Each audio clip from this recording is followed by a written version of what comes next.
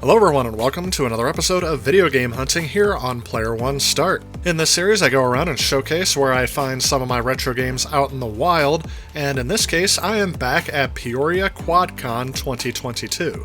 Yes, this is the same convention I attended last year where I competed in that Mario Kart tournament. But QuadCon is not something that is necessarily dedicated to video games, it is actually more geared towards those that collect toys, comic books, and other nerdy type collectibles. The key thing dominating these conventions the past few years that I've gone have been pop figures. Well, hello there. But there are also some vendors that sell video games as well, so I'm going to be taking a look at a few of those, along with a couple of other things that caught my interest through this convention. What's me, Mario? Pikachu. The first vendor here has a wide selection of video games, not something I'm used to seeing at this show, and you can see there's a bunch of from PlayStation 4 to PlayStation 3, PlayStation 2, and even some PSP titles. And I like how they have Hannah Montana as their lead title in this bin. But anyway, as we peruse more through, we can see some older games here. See the Contra Adventure to catch my eye, but I already have it. I like how they have all the Wario games here together as well. But here are games that I'm more or less looking for.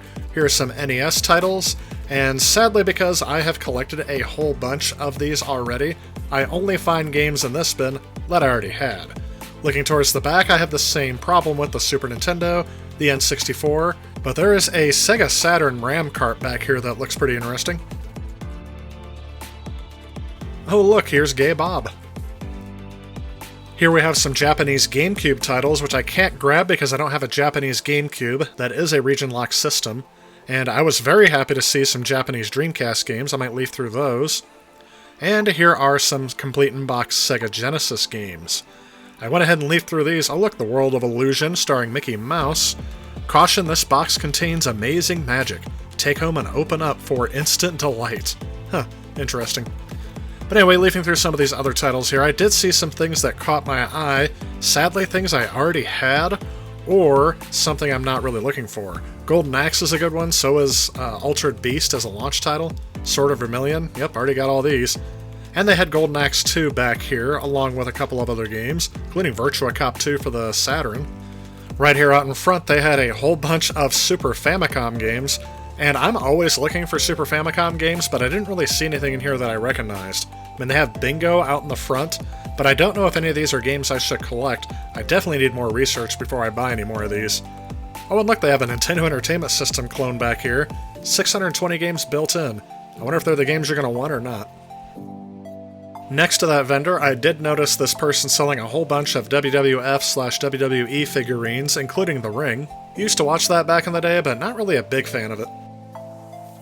Something you may have noticed, especially in my live streams, is that I used to collect movie theater posters from the ones that they actually gave movie theaters. Sadly, this market kind of took off in price, as it used to be like $5 to $10 per poster for a brand new movie poster, unless it was something significant like Star Wars or Marvel. And here I can see that they have them in the $20 to $30 range for the ones that may not sell as well. I did make an offer for the Free Guy poster because it is video game related, and they didn't accept it, so I had to move on from it. Next to those, they had these, I'm assuming these are bubblegum cards for movie characters. I remember Mark Hamill mentioning these in an interview once. Moving on to the next vendor, they were actually selling a whole bunch of comic books, but I noticed they had a few video games thrown in here as well, and it was kind of a strange assortment. They have these Xbox 360 games, which are all titles not to write home about, but then they had a whole bunch of complete in-box and television games. They were listed at $15 each, but sadly, every single one of these I already have complete in-box. Oh yeah, that Sims for PC was in there too. So, although this is something I would usually collect, nothing I can find here, but it was still neat to see these out in the wild. Don't see these too often. He also had like a board game for Marvel superheroes, the Heroic role-playing game, and I wonder what Star Trek III Starship Combat game is.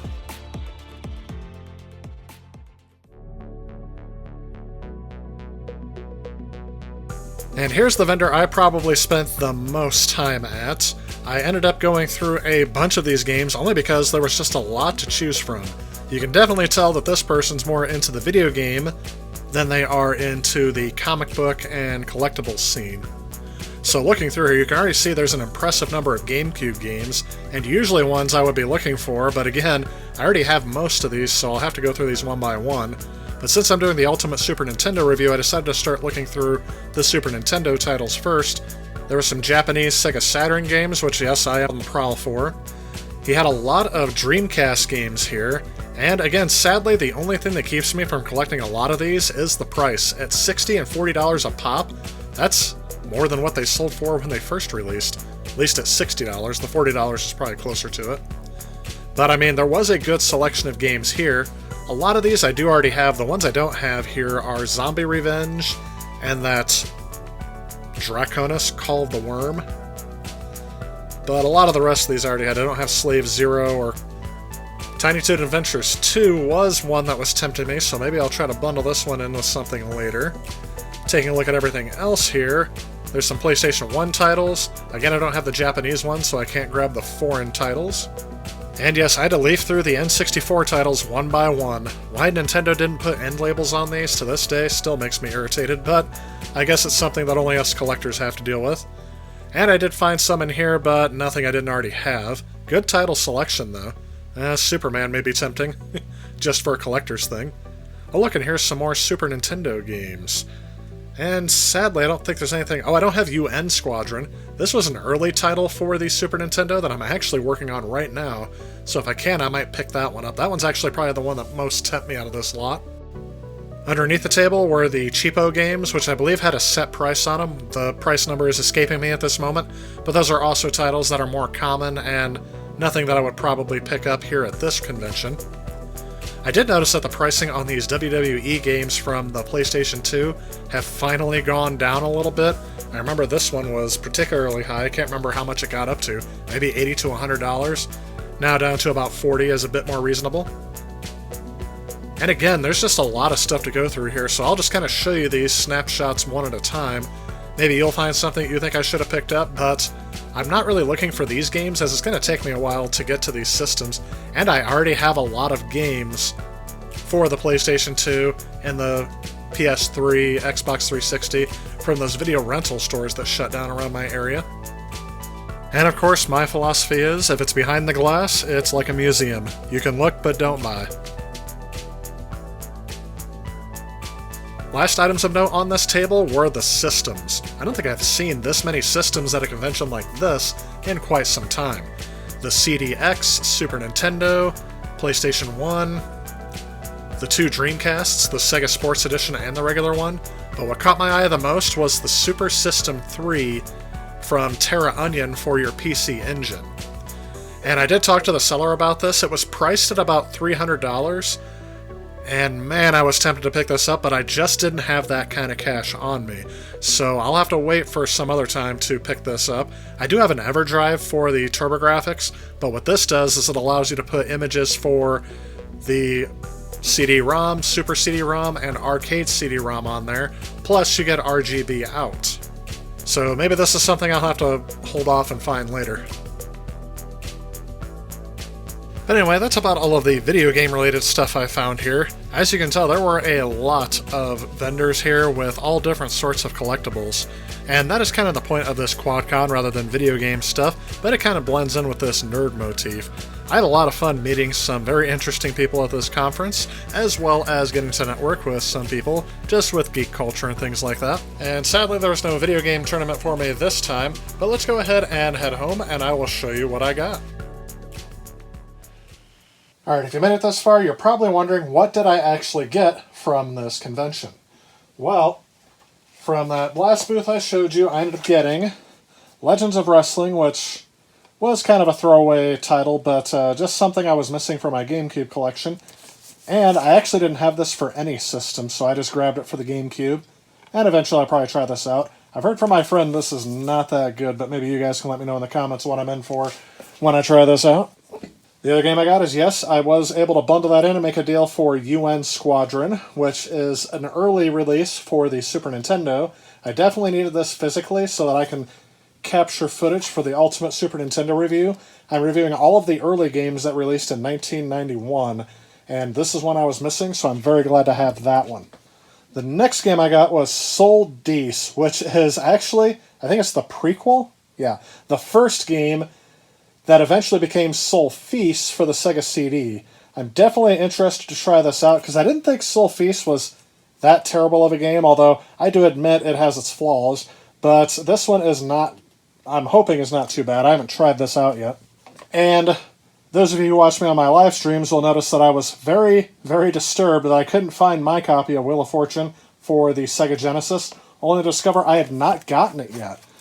So yes, in my live streams, I usually finish off by playing Wheel of Fortune for some system, and now when I play the Genesis, I will be able to show and have you guys play along with me for Wheel of Fortune, and yep, very glad to have this. And yes, it is complete in box. Thankfully it didn't cost too much to get because this is not a high desirable title, just one that I really wanted. I also got Asterix and The Great Rescue. This is one that I've been looking for a little while because it's a game that kind of intrigued me when I was doing research for the Sega Genesis, and I thought if I ever came across it, I would definitely pick it up for the collection. It looks intriguing, have no idea if this is going to be good or not. I just got most of these games, and I haven't played any of these before, so definitely looking forward to this one as well. And as you can see, this one also came complete with a manual, and it looks like a registration card. Enclosed Winner's Instruction Manual.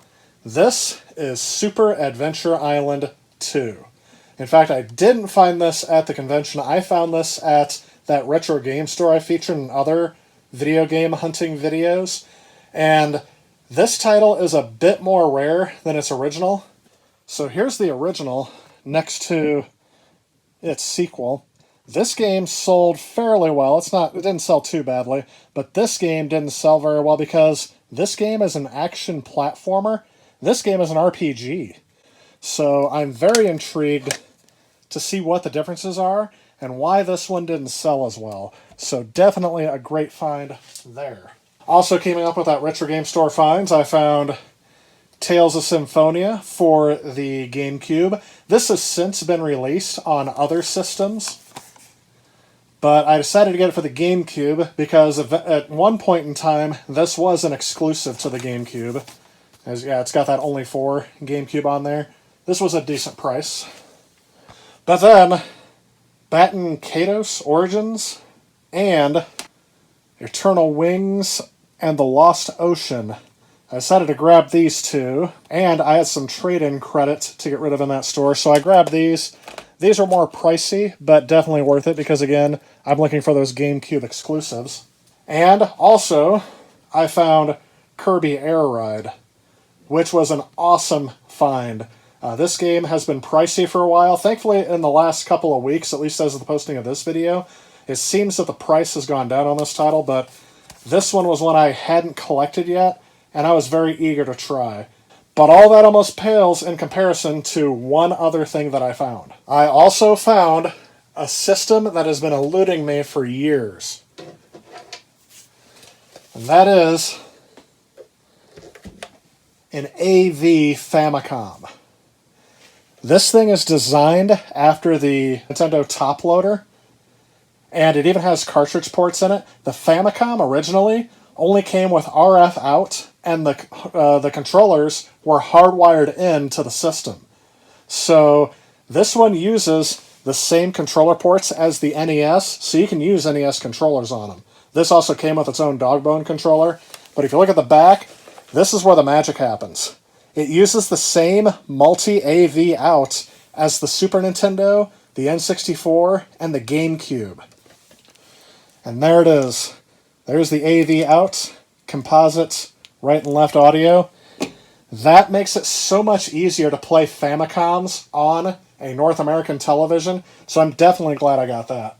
It did come with the original Japanese power supply, but again, I'm going to point out while I got you here that if you look at the AC in voltage, it says 100 volts, but we in the United States, we're on 110 and 120 volts. Some people say it doesn't matter if you plug this in and then just run it in North America.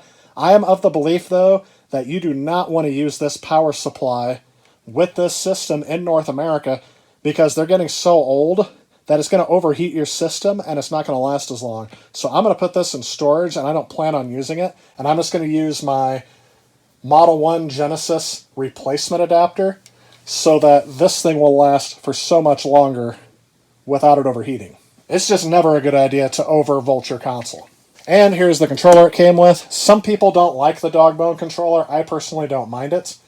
But I am very much looking forward to trying this out. I already have a huge collection of Famicom titles because I was previously using a converter to go from Famicom to NES. So you can actually do that and play a lot of games on there. But there were a few games that I own in my collection that would not convert properly. So this is going to be the only system that I have that'll play some of those games. And if you're interested, there will be a video posting next week all about my experience with getting the AV Famicom set up. So stay tuned for that video coming out to you real soon.